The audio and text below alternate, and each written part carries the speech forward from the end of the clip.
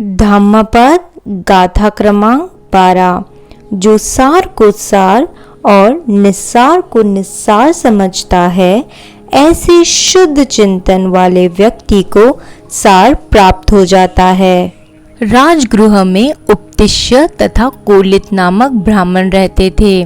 संसार की क्षण भंगुरता का एहसास होते ही दोनों ने ही मुक्ति के लिए आचार्य संजय से प्रवज्ञा ले ली।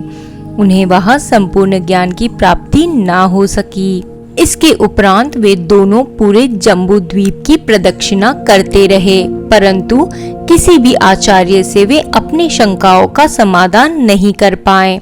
अतः दोनों ने निर्णय किया कि दोनों में से जिस किसी को भी पहले ज्ञान की अनुभूति होगी, वह तुरंत दूसरे को सूचित करेगा। इस प्रकार विचार कर दोनों अपनी अपनी साधना में लग गए। उसी समय शाक्य मुनि राजगृह पधारे। वे वेणुवन में रह रहे थे। उनके साथ पंचवर्गीय भिक्षुओं में से अश्वजीत नाम का भिक्षु भी आया था। उसने एक दिन जब भिक्षाटन के लिए नगर में प्रवेश किया, तब उपतिश्य ने उन्हें देख लिया। वे मन ही मन यह विचार करने लगे कि मैंने आज तक ऐसा तेजस्वी परिव्राजक नहीं देखा है।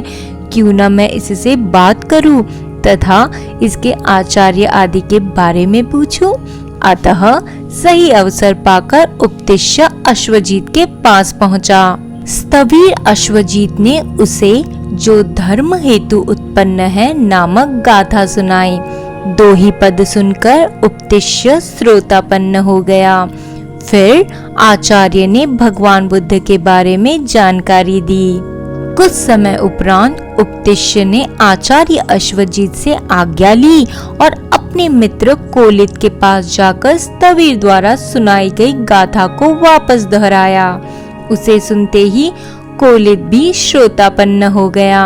तब दोनों मित्रों ने शाक्य मुनि के पास जाकर आशीर्वाद लेने का विचार किया।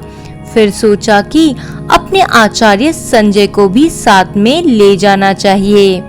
ऐसा सोचकर दोनों शिष्य संजय के पास जाकर उससे भगवान के पास चलने के लिए आग्रह किया, परंतु संजय इसके लिए तैयार नहीं हुए। जब शिष्यों ने इसका कारण पूछा तो संजय ने उत्तर दिया, मैंने आज तक उच्च कुल के महाजनों का गुरु बनकर ही जीवन यापन किया है, इसलिए अब मेरे लिए किसी और का शिष्य बनना असंभव है। दोनों शिष्यों ने समझाने की पूर्णतः कोशिशें की, पर संजय तैयार नहीं हुए। उसने उपतिश्य और कोलित से कहा, संसार में बुद्धिमान की तुलना में मूर्ख अधिक है, अतः बुद्धिमान यदि शाक्य मुनि के पास जाएंगे तो मूर्ख तो अवश्य ही मेरे पास आएंगे। यह सुनने के उपरांत दोनों शास्त्रा से मिलने चल पड़े। संजय के अधिकांश शिष्य भी उन दोनों के साथ हो लिए। संजय यह आघात बर्दाश्त नहीं कर सका और तुरंत ही उसकी मृत्यु हो गई। उधर कोलित तथा उपतिश्य भगवान के पास पहुँचे और उनसे प्रवज्ञा की प्रार्थना की। शास्त्रा ने दोनों को प्रवज्ञा दी। उन्होंने बुद्ध को संजय के संदर्भ में बताया कि किस प्रकार संजय ने त्रिरत्न की शरण में आने से मना किया था।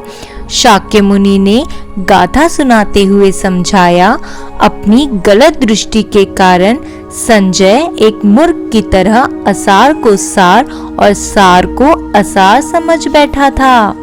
इसके अतिरिक्त मुगलान तथा सारिपुत्र समझदार थे और उन्होंने असार को असार तथा सार को सार समझ लिया था। कुछ दिनों बाद कोलित महामुगलायन के रूप में तथा उपतिश्य सारिपुत्र के रूप में अरंध हो गए।